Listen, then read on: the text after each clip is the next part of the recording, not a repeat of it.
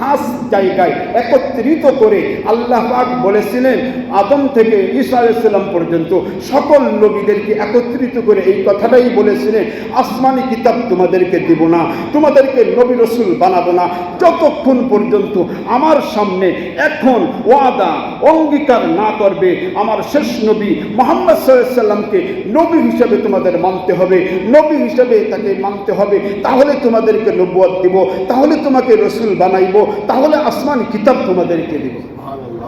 আমাদের নবী কত বড় পাওয়ারফুল নবী!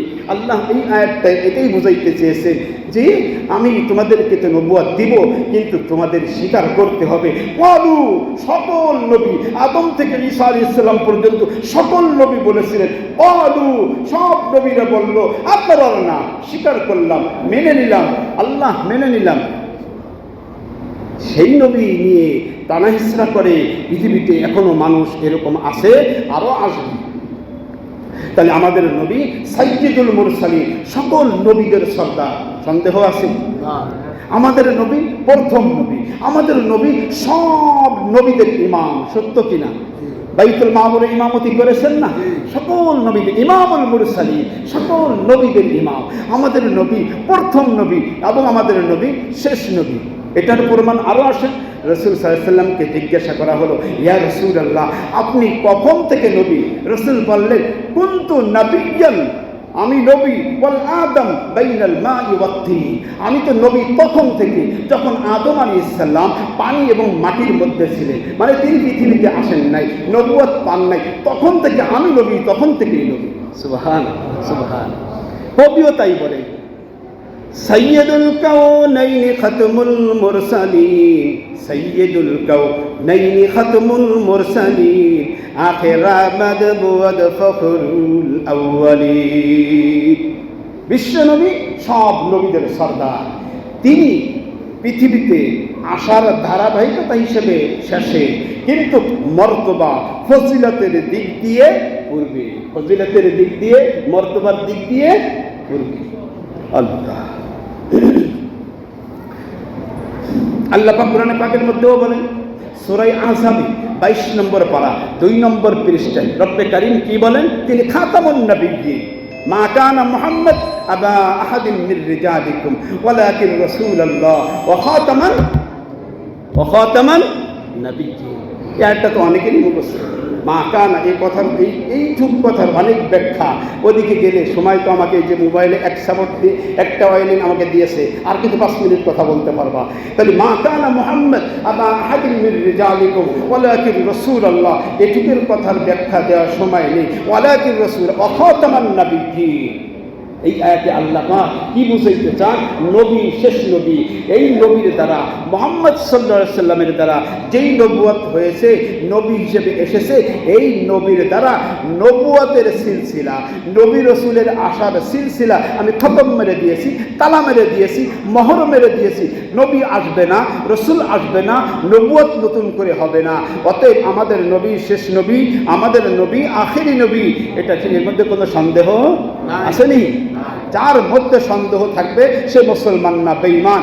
যে নবীকে শেষ নবী মানবে না সে বেঈমান, যে রাসূলকে আখেরি নবী মানবে না সে মুরতাদ, সে নাস্তিক, সে মুসলমান থাকতে পারে না।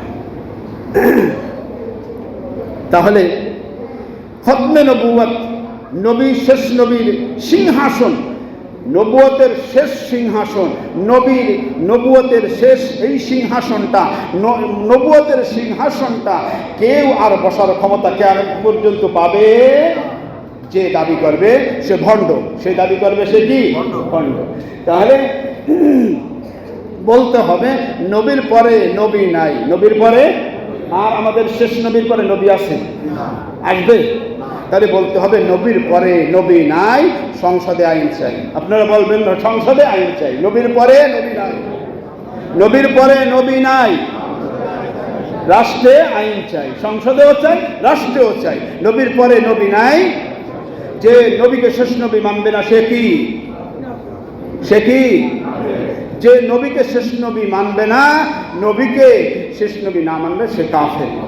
যে নবীকে মানবে না এবং যারা মানে না তাদেরকে যারা সাপোর্ট করে তারাও কাফের। তারাও যারা সাপোর্ট করে বেঈমানদের তারাও পাপ। এই জন্য একটা গুরুত্বপূর্ণ একটা বিষয় যে আল্লাহ পাক নবীকে শেষ নবী হিসেবে পাঠাইলেন, নবীর নবুয়ত দিয়ে পাঠাইলেন। এই নবী আর পৃথিবীতে নবী আসবে না, নবীর দায়িত্ব চলবে।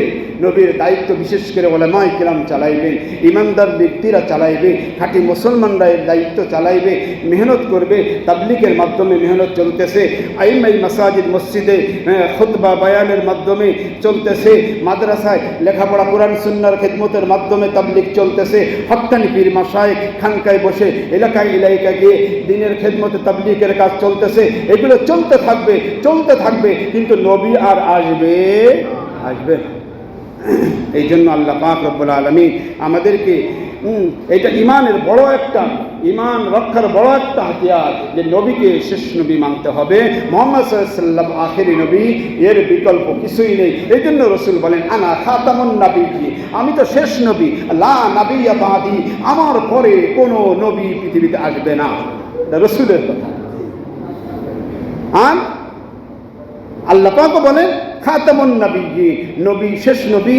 এটি ইনার দ্বারাই আমি নবুয়তের সিলসিলা শেষ করে দিয়েছি, খতম করে দিয়েছি, মোহর মেরে দিয়েছি, আর পৃথিবীতে কোনো নবী আসবে না। এখন এই যে দাবি করেছে ভারতের কাদিয়ান নামক স্থানে গোলাম আহমদ কাদিয়ানি, সে মুসলমান বলে কিন্তু সে আসলে মুসলমান না, কাফের। আচ্ছা তো বলেন ভাই, আমাদের বাংলাদেশে হিন্দুরা বসবাস করে, হিন্দু নামে পরিচয় নিয়ে, ঠিক কিনা? না মুসলমান নামে পরিচয়? খ্রিস্টান নামে তারা বাংলাদেশে তারা চলতেছে। খ্রিস্টানরা, ইহুদিরা, বৌদ্ধরা তাদের ধর্মীয় নাম নিয়ে তারা বাংলাদেশে চলতেছে। কিন্তু যদি কোনো হিন্দু, কোনো ইহুদি, কোনো খ্রিস্টান তাদের ধর্মের নাম বাদ দিয়ে ইসলাম ধর্মের নাম নিয়ে যদি অন্যায় কাজ করে, এটিকে মানতে দেওয়া যাবে? চর্মগিরিয়া বাজারে বলে অমুক দোকানে খাঁটি পানি, ভালো পানি, জমজমের পানি পাওয়া যায়, কিন্তু পানি বোতলটার মধ্যে যদি প্রস্রাব থাকে তাহলে কি তাকে পিটে গিয়ে সাইজ করবেন কিনা? কথা বলে। গোশতের দোকানে খাঁটি দেশি গরুর মাংস পাওয়া যায়, কিন্তু রাত্রে কুকুর মারা গেছে, অ্যাক্সিডেন্ট করে রাস্তায় একটা কুকুর মারা গেছে, ওটা রিসাইজ করে এনে সকালে বেচে দিল। যদি দেখেন এটা কুকুর বেচে, কুকুরের গোশত বেচতেছে, তাহলে এই দোকানওয়ালার হাড্ডি মাংস সব একত্রিত করা হবে কিনা? অতএব বলতে চাই, তুমি কাদিয়ানি, তুমি মুসলমান নামে পৃথিবীতে বসবাস করতে পারবে না। তুমি কাদিয়ানি, তুমি মুসলমান নয়। তুমি কাদিয়ানি হিসেবে তুমি বসবাস করো, কিন্তু কেন তুমি মুসলমান নামে পরিচয় লাভ করতে চাও? সম্ভব নয়। অতএব এই বিষয়টা গুরুত্বপূর্ণ একটা বিষয়। আল্লাহ পাক আমাদেরকে এই বিষয়টা বুঝে নবীকে শেষ নবী মেনে, এবং যারা নবীর বিরোধিতা করে তাদেরকে বেঈমান, কাফের, নাস্তিক, তাই এইটা মনে করে আমাদের চলতে হবে। আল্লাহ কবুল করে বলে আমি।